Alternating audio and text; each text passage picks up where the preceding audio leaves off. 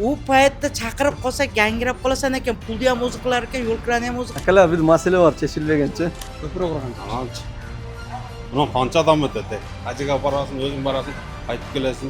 Bilmem qancha yetishyapti tushunmay. Cho'ng ajiliqni qilgandan ko'ra o'shanday asfaltlarni qurib, ko'priklarni qurgan to'g'rimi? To'g'ri. 6000 odam ketadi. Ular jindi emas-da, o'shalar 6000 ko'prik qursa bo'ladi-da. Birinchi qaysini tandaysiz? O'sha elga bo'lsa. Ko'pish kerak. Birinchi кезекте ko'prik qurish.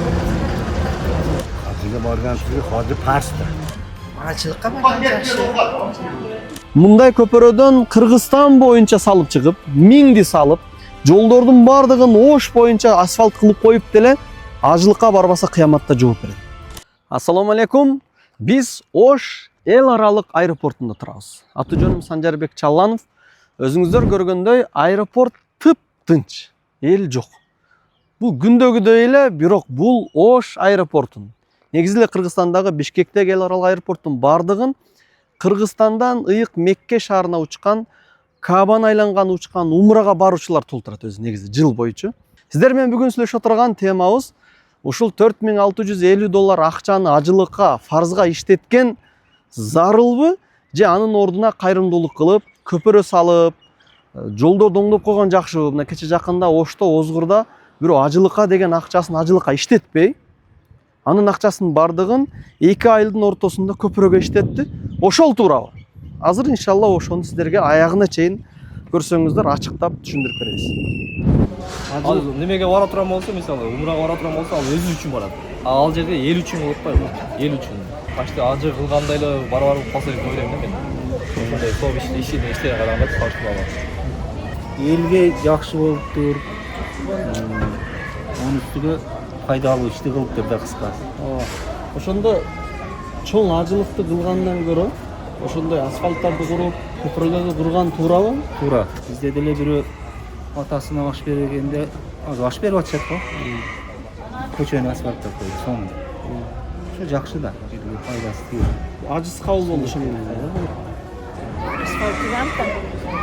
Асфальт кылыш керек. Ошо менен ажылыгы парыз болуп өтө берет. Köprüye sagan tuğra bolat. Nege degende köpçülük yerden basıp ötet de. Faydası köpürek deyet. Andıktan şu köpürüge bergen jakşı bolat dep oylaym. Köprü salганга жардам берсеңер, ошол жерден 1000 миллион деген адамдар өтөт. Сооп ушул жактан деле жазылат. Сооп. Менин жеке оюм ушундай. Унда мына 6000 адам неге кетти дейм, ушулар көпүрө кылбай. Олар hem сооп издеп кетип атышат. Көпіреді. Көпірі құрып, нөмегендер жақсы да. Көпөрөк кыратылат. Мен ажылыкка барам. Köprü kurmak konuşalım. Ko'prik qilinadi, jannatga sirat ko'priklarda o'tish uchun ko'prik qilinadi-da. Ajılıkça. Hojilikda ko'prikni qilgandan keyin olib ketadi. Hacga borish farz. Bu farz degani buyruq, Allohning buyrug'i. 5 ta narsani bizga bo'ynimizga qo'ygan. Ashuni bittasi ashi. Bormaydigan bo'lsak, qarz bilan ketamiz. Ажылык андан кийин болот. Анткени элдин соолугу тиет, ошончолук эл өтөт сүйүнөт. Ko'prik solardik-da. Bir-biriga duo qiltiriladi-da. Hacı da öyle, köprü sat vermek mi? Ellerge. Суу алыш үчүн көпүрө кыласың да. Көпүрө. Көпүрө? Көпүрө куш. Мен колумда жок бейбече бисераларга беретилем. Acıga barış gerek de. Bir farklı acılık. Acılık. Көпүш керек. Birinci кезекте көпүрө куш. Hajiga borgan sizni hoji pastda. Oh maşallah. Allah razı olsun. Şunda kişiler hem var ekenler. Hajiga borgan o'zi hoji past. Umra u ikinci darajali. Keyin oshib qolsa asfalt qo'yadi. Элге мисалы үчүн неме кылып, жакшы немелерди кылсаңар деле ошо ажыга барып, умрага баргандай болосуңар да. Умра эмес, ажылык жол. Ажылык жол деле ошондой эле болот, жакшы эле болот. Кайсынысы ахиретке пайдалуураак болот деп ойлойсуң? Жол курган. Жол курган, көпүрө салган, ахиретине түбөлүк элден сабап, эл үчүн жакшылык кылган болосуң. Ал бир жаның үчүн, ажылыкка барсаң, ал бир жаның үчүн. Анан эл үчүн сабапчылык алгың келсе, көпүрө кур. 6000 адам кетип атат. Олар жинди эмес да, ошолор 6000 көпүрө курса болот эле да. Жок, алар Парыз болгон үчүн кетет, бир жагы туура. Анан эми мурдагы заманда мен түшүнүгүм боюнча Köprülөр керек эмес болгондо. Азыр эми эл көбөйүп, köprülөр мындай зарылдыгы көбөйгөн үчүн ошо көпүрө салыш керек, жол салыш керек. Соғып ишти көп жасап атат деп түшүнөт. Бұрын бізге енелерimiz айтады, ажыға барсаң, мисалы үшін қолы қоңшың бардығы жетсе, үйіңде тыныштық болса, үй бүлөңде барды десең, жетісенен барды. Азыр барғы жоқты барды эле кетип атат. Үйем кантип жетишип атат, түшүнбөйсүз. Köprü kurgan. Ананчы. Мына қанша адам өтеді. Ажыға барасың, өзің барасың, қайтып келесің. Жолда. Адашпайды, әркім өзінің қалаусы да. Құлағаны мына жерде әмелі оны көп сауып тауып қойытады. Тұрып. Kısası acılıktan göre köprü tuğra değiliz esepteyiz. Hem әркімге ақыл, беш қол бірдей Yok емес та. sizge, lişte özünüzün tanıdığı. Мына жерде эле. Köprü kuratılыңыз. Ананчы. Acılıkka bargan жақсы. Nege acılıkka değiliz? Endi şu bajarish kerak deydi. Acılık farz da. Farz. Zor bolup kalgan mı hazır? Ооба. Murunkusu kандай эле murunkusu? Муңсу маркасы болчу. Eskisi. Эми элдин кызматына болгондо кылмакчы. Birinci kaysını tandayt элдин? Ошо элге болсо, Acılıkça acılık. ажылыкка да башка болот. Көпүрө кылмакчы го. Çoğ acılık farzına bargandan göre anın akçasının bardığın uşul köpürü kurganга işletken köpürü kudu uşul. Tuğra köpürü kuru soğuptu iş. Biril özün emes uşul ayılga paydasını teyet. Bирок köpürü kuruunun ökümü şariattagı ökümü mustahap da. An atkarsaң soğup, atkarbasaң gün emes. Köpürünü salsaң soğup, salbay koysaң hiç bir adamga mildеттүү эмес. Бирок acılık ar bir mumun musulmanga farz da. İslamdagı 5 farzın birisi. Allah Taala "Valillahi alennas hajjul beyti men istata ilayhi sabila." Kimdin akçası jetken bolsa, acılıkka barış farz boldu degen.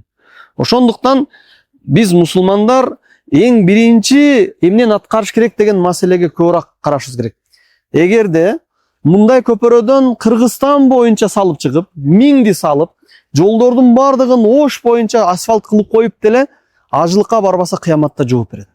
Пайгамбарыбыз саллаллаху алейхи вассалам айткан, ким акчасы жетип туруп, ажылыгын кылбаса, ушинтип көпөрө салам, асфальт кылам, машина менен, бийик үй салам деп жүрө өтүп кеткен болсо, ал адам өлүмүн күтө берсин, күтүп атканда же яхуд болуп өлөт, же христиан, насара болуп өтөт.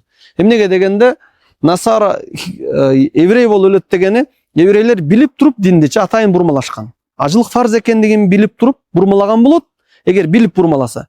Же билбей, ажылык анчалык динде эң орду бар, фарздардан экенин билбей калдым десе, анда насара болуп, ошол христиандар сыяктуу болот. Анткени христиандар динди көңүл бурбай койгондуктан, көңүл кош болгондуктан, бир тойлордо, өлүмдөрдө гана эстеп койгондугу себептүү бул динди жок кылышты, ошондой абалда өлөт деген. Ошондуктан билиңиздер, мусулман бир туугандар, дин алымдарынын кимисинен сураңыздар, бардыгы эң биринчи фарз дейт.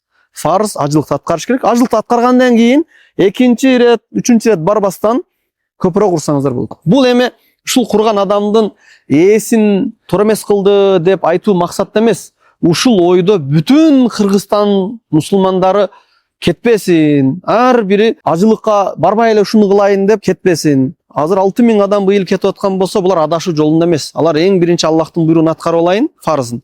Анан экинчи кезекте ушундай сооптуу иштерди кылам дейт. Пайгамбарыбыз айткан, менин пендем мен парз кылган нерседен дагы артыгыраак нерсени аткарып мага жакындай албайт деген. Аллах парз кылган орозо, зекет, ажылыктан дагы артыгыраак жакшы амал жок. Ошол иштерди аткаргандан кийин экинчи орундан анан башка жакка өтүшүбүз керек да. Көпчүлүк сооптуу ишти кылып аткан учурда өкүмдөрдө бир окуяга азгырылбаш керек да. Окуяда бир бар го, барыңыздарга белгилүү. Ажылыкка барам деп атканда кошунасы ачка калып атканын көрүп, ага бүткүл ажылыктын акчасын берип салган. Андан кийин ажысы кабыл болуп калган экен дегенче, ошол муктаж кедей үй менен үйүн айланып койгон, ошо менен ажы болуп калган экен деген бул окуя. Аллахым балким ошол адамды кабыл кылгандыр, кабыл кылсын. Бирок бул окуядан шарият бир өкүмү чыкпайт. Ошол окуяны алып келип туруп, ажылык деген фарзды атмена кылып, насх кылып, Аллахтын шариятынан өчүрбөйбүз. Бул Куранда бир нече жолу айтылган, хадистерде айтылган бул фарз өкүм. Муну сөзсүз түрдө кылышыбыз керек. Ажылыкты кылгандан кийин анан башка амалдарга, башка сооптуу иштерге орун берсек болот иншалла. Ажылыгыңыздарды кабыл кылсын.